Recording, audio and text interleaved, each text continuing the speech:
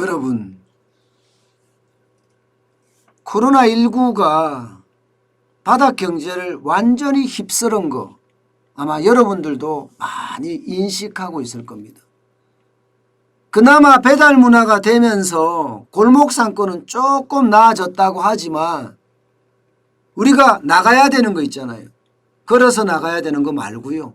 차를 타고 나가야 되는 거.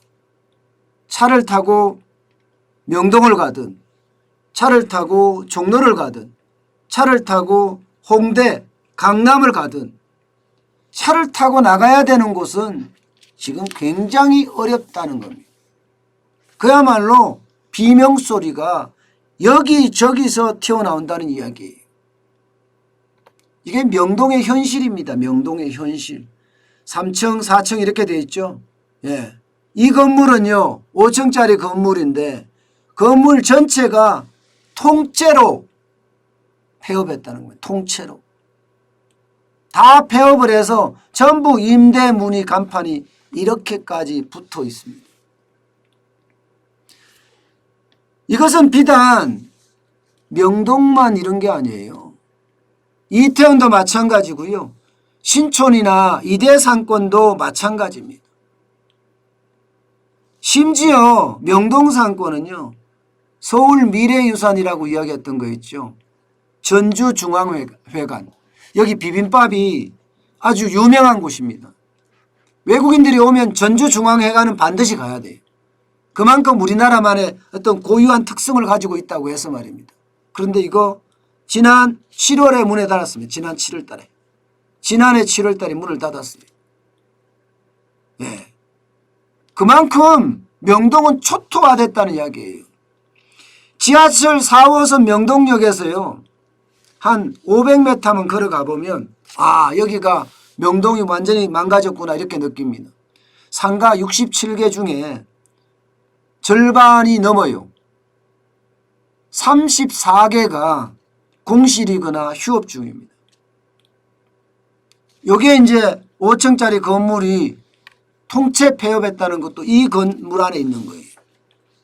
그만큼 내리막, 박살 이런 얘기가 가능하게 됩니다.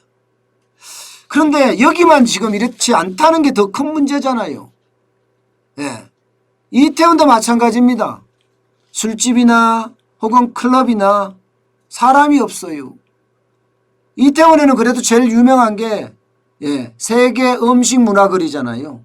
여기 500m 사이에 보면요. 점포가 36개 정도가 있거든요. 여기에 16개가 휴업했거나 폐업했습니다. 그러면 이태원도 지금 버티지 못한다는 이야기잖아요.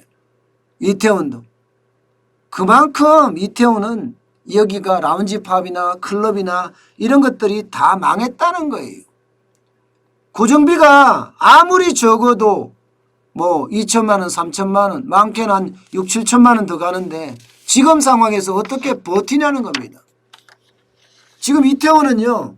1층 상가인데도 무권리관, 무권리점, 권리금을 한 개도 안 받겠다는 점도 굉장히 많습니다. 굉장히 많아요. 여기에다 대학가도 마찬가지죠. 대학가. 신촌이나 혹은 이대상권 처절합니다. 이대 정문 앞에서부터 한 200m만 걸어 나오면요. 여기 전체 57곳 중에 10곳이 문을 닫았습니다. 10곳이. 대학이 학교를 안 가는데 상권이 제대로 설 리가 있겠습니까? 상권이. 그 정도로 어렵다는 거죠. 여기만이 뿐만 아니에요. 강남은요. 강남도 마찬가지예요. 직장인들이 직장을 안 가니까 재택근무를 하니까 다 어려워지고 있는 건 사실이고요. 예, 어려워지고 있는 건 사실이고요. 여기에다가 광화문도 마찬가지입니다.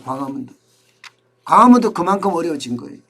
그만큼 코로나19가 창궐해서 엄청난 타격을 줬다는 겁니다. 재택근무하니 회사를 안 가고 온라인 교육을 받으니 학교를 안 가고 비행기가 안 뜨니 외국인이 안 오는 거예요. 그러니 이런 주요 상권들이 완전히 폭망한다 이런 이야기가 가능한 거죠. 외국인 관광객이 지난달에 98.5%가 중국인 관광객이 줄었습니다. 98.5%. 그러면 명동이나 이런 데는 어떻게 했어요? 강남이나 화장품 가게들 다 작살났다는 겁니다. 화장품 가게들. 그 정도로 어렵다는 이야기입니다. 제가 제목을 명동의 섬뜩한 경고라고 달았습니다. 그 이유는 바닥 경제가 이렇게 무너지고 있다는 거예요. 건물이 통째 없어질 만큼 말입니다. 더 큰 문제는 명동이 시작이라는 거죠. 명동이 시작이다. 다 마찬가지라는 거예요. 여러분 보세요. 이게 주요 상권의 공실률인데요. 중대형 상가니까 330m, 330제곱미터, 100평 정도 넘는다는 데 아니에요.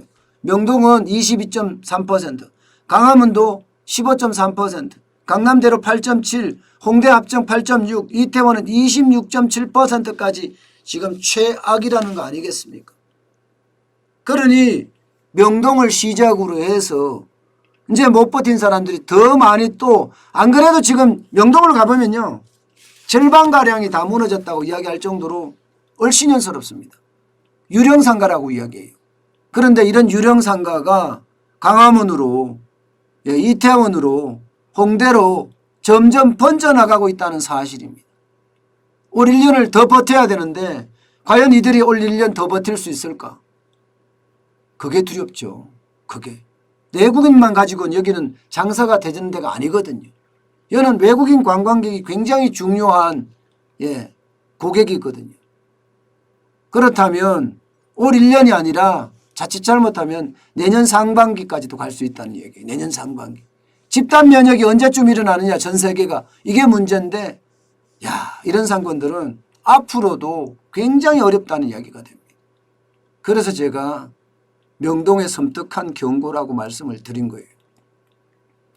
명동이 이렇게 무너짐으로 해서 바닥경제가 생각보다가 회복을 못하고 어려워진다 이런 말씀을 드리는 겁니다.